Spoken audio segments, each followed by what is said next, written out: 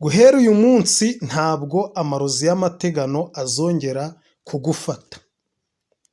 Iki nicyo kiganiro tugiye kugukorera kugira ngo umenye uburyo bwose wakoresha wirinda ko amarozi y'amategano yagufata. Ikindi kandi ese niba yagufasheho wakora iki? Ariko menya yuko guhera uyu munsi ntabwo aya marozi azongera kugufata. Erega bariya nubwo bazi ubwenge ni abagome, bafite uko bakora ibintu byabo, ariko natwe nk'abavuzi natwe dufite uko dukora ibintu byabo, bwa bwenge bwabo tukabuhindura ubusa. Sibyo? Nizere yuko icyo kintu mucyumvise, noneho kugira ngo tuze kubasha gukora ikiganiro tukirambure uzi icyo tugiye kubakoreraho icyo ari cyo. Ngaho rero ukore subscribe niba utari wayikora, noneho ukore share bigere ku bantu benshi, kubera yuko nawe hari igihe ikiganiro gishobora kuba kikugezeho ari undi muntu wagikoreye share. Ngabo Empire rero ihindura ubuzima bwawe, niba bwari bumeze nabi bukaba neza, kandi niba bwari bumeze neza bukamera neza cyane kurushaho. Iyo niyo ntego twihaye. Twavuze ko tutazabatenguha, ikintu cyose tumenye kandi twakorewe ubucukumbuzi tukakibagezaho kandi tukakibagerezaho ku gihe. Reka rero tubane neza, mwubahiriza amabwiriza twagiye dushiraho. Ushaka kugira ngo ugire icyo tubwira cyangwa se utugisha inama, ushobora kuduhamagara kuri nimero yacu 0788 47 40 51. Iyo niyo nimero yacu, iba no kuri WhatsApp, ushobora kwitwandikiraho ukayiduhamagaraho, ukatwandikira message, byose turabyemera. Ngaho rero reka turebe aka kavideo gatoya ubundi turambura ikiganiro.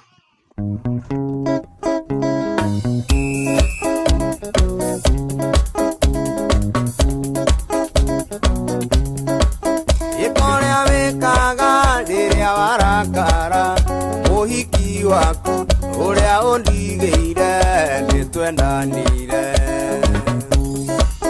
ikoria wikaga riria warakara. Uhiki wako uria undigeire nitwendanire. Ndatekereza rero mwarangije gukora subscribe kugira ngo tugendane neza. Subscribe ikimara no kugira ngo dushire ikiganiro gihite kiza kikugereho, kuko ibi bintu nimwe tuba twabiteguriye, ntago ari twebwe tuba dukeneye kubyumva, kuko twebwe tuba tuzi ibyari byo. Rero natwe tukabikora kugira ngo tubibahe, namwe mubashe kubyumva, mugende murakira iyo mitego ya sekibi. Dutangiranye rero n'uwo muntu muri kureba urambitse ibirenge mu base. Urabona ko yagize ikibazo, ashobora kuba yarateze ibintu, bashobora kuba barabimuhereye, bashobora kuba barabimusize, n'uburyo bwinshi babikoramo. Ariko kubera yuko nta yandi mahitamo afite cyangwa se nta kundi kuntu yabigenza, murabona yuko ari gukoresha umunyu. Ese wowe ni ayahe mabanga twakumenera cyangwa se ni ubuhe buryo wakoresha kugira ngo ayo marozi y'amategano niba yagufashe, cyangwa se niba atari yagufata, cyangwa se niba ugiye mu bantu utizeye, ahantu utizeye? Hari igihe uba uzi ko ahantu ugiye ari abagome, kandi kukunze kuvayo bagukoreye ibya mfura mbi. Bishobora kuba bagutumbisha ibirenge, bishobora kuba bagukozeho umutwe uri kukurya, cyangwa se bagize bate, ntago mbizi ibyo bagukorera. Ariko yo kubera yuko uzi ko bakugirira nabi, ukajya wabyiteguye, ukavuga uti ibyo bankorera byose ngomba guhita mbyivura. Rero nkanjye nka Ngabo hano, niyo mpamvu nabakoreye aka kantu kugira ngo umenye ibintu wakoresha kugira ngo ayo mazu y'amategano ntagufate, cyangwa se niba yagufashe ubashe kuyivura uyacike amahoro. Ndakeka ibyo ngibyo byumvikanye. Rero reka tubabwire aya mabanga ni ayahe. Icya mbere na mbere, murabona yafashe ibase, sibyo? Ugomba kuba ufite ikintu ugomba kurambikamo amaguru.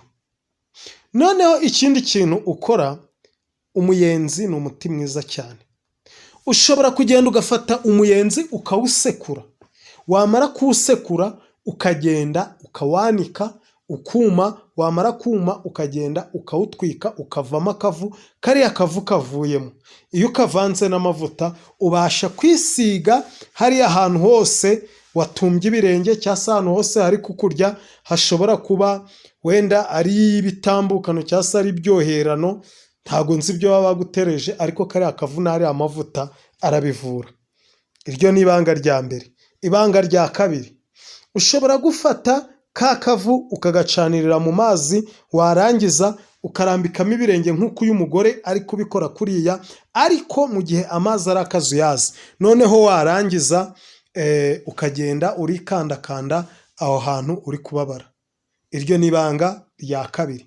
Ibanga rya gatatu, ushobora gufata ariya mazi wagize akazuyaze, ugahita mu gihe bigukomereye uri kubona nta bundi butabazi ufite hafi, ushobora guhita ufata umunyu wawe uyu usanzwe, ariko mu gihe utawukorakozamo intoki. Hari abantu bagira ingeso yo gukorakoza umunyu mu intoki, birya ntabwo aba ari byo. Niba uwuguze ufunze mu gashashi ka habari, gerageza uhite uwusuka mu kintu, haba mu gacupa cyangwa mu kindi, mu gasikiriyeri sinzi umwe ubika umunyu, ariko utawukojejemo intoki, kuko intoki zacu hari igihe ziba zanduye, cyangwa se wenda reka mvuge ngo atari inyamugisha. Impamvu mbivuze ni uko hari igihe wenda ushobora kuba wakoze, cyangwa se barazabuye, cyangwa se baragize gute, ugasanga uri kujya kwisiga ibyo bintu mu maguru yawe. So rero gerageza ukozemo akayiko, muri kubona hari uko bimeze, none nurangiza ushyire muri ariya mazi, wikande ibirenge byawe, rwose ibintu bigende neza cyane. Iryo ni ibanga rya gatatu. Ibanga rya kane rero, ushobora gukoresha umunyu w'inyanja. Umunyu w'inyanja twarawuberetse, twawuvuze igihe kinini cyane cyane. Nizere yuko nta muntu n'umwe utawuzi, keretse hari udakurikirana Ngabo Empire, cyangwa se ukawikurikirana, twarangiza kuvuga icyo tugiye gukora ugahita wigurukira. Oya, ujye ukurikirana ikiganiro ukirangize, wumva icyo dushatse kuvuga icyo ari cyo.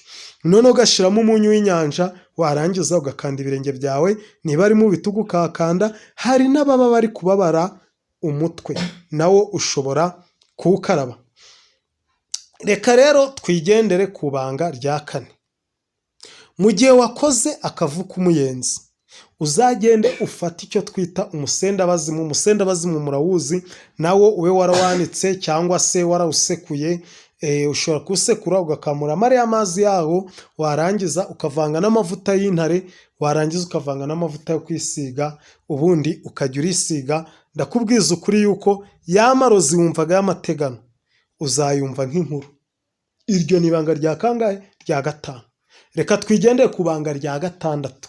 Iri ryo ni rurangiza, ariko mugomba kurigira amatansiyo. Kubera iki? Harimo umuti umwe ngiye kubabwira urica. Wihaye kuwukoza ku kanwa, cyangwa se ukawukoza ibindi ukawunywa, wakwica. Igiti bita umuhokora cyangwa se umuhokohoko. Ubigenza ute? Biriya byo ubyivuza igihe baguteze, igihe bakunahitse, nawe ubona yuko nta kindi wakora. Uragenda ugafata icyo twita amatovu, ukayasekura ukayanoza neza kuko afite amahwa. Warangiza ugashyiramo umuhokohoko, nawe ukawusekura ukawunoza. Wabirangiza kubinoza, ukagenda ukabicanira bikabira. Warangiza ukiyuka. Kwiyuka urabizi ko ari kwa kundi wunama wa mwuka wabyo ukagukupita ukabira ibyuya. Ntuzatume umuhokohoko ujya mu kanwa kuko urica. Noneho birya byuya ubizi, biba ari bibi, hari kukuvamo ibyo bintu bagushizemo. Noneho warangiza ubumva bibaye akazuyazi, ugakandagizamo amaguru, ukagenda wikandisha bya bintu by'amatovu n'umuhokohoko ahantu hose uri kubabara. Uragenda ukaba muzima. Iryo ni ibanga rya kangahe? Rya karindwi. Ikindi, ushobora gukoresha umwatsamuze cyangwa se umushengesha ushira mu mazuru. Nibyo ngibyo. Nizere yuko rero mubyumvise kandi ko ikiganiro cyacu cyabanyuze. Twababwiye yuko rwose tuzajya tubamenera amabanga, nta kintu tuzajya turabahisha keretse icyo tutazi. Ngabo Empire rero ihindura ubuzima. Ubwo ari bumeze nabi bukamera neza, ubwo ari bumeze neza bukamera neza cyane kurushaho. Ngaho rero niba utari wakora subscribe, nyabuna irukanka uyikandeho kuri ako kabara k'umutuku, kugira tujye dushiraho ikiganiro gihite kiza kikugereho. Ikindi wifuza kutugisha inama, kuyitugira, cyangwa se hari ikintu wifuza kutubwira, nimero yacu kuri WhatsApp irahari. Wayiduhamagaraho ukatwandikira na SMS, byose birakora. Ni 0788 47 40 51 0788 48 40 0787405051. Amahoro y'Imana abane nawe, kandi nyabuna ujye wibuka ibyo wumvise, wongere ubisubiremo kugira ngo ubyumve neza cyane, kuko ibingibi tuba tukubwira twe turabizi, kuba ari ukugira ngo nawe ejo bundi bizagutabare cyangwa bitabare mugenzi wawe waba ugeze mu bibazo, kugira ngo ubashe kumurengera. Murakoze, cawu cawu.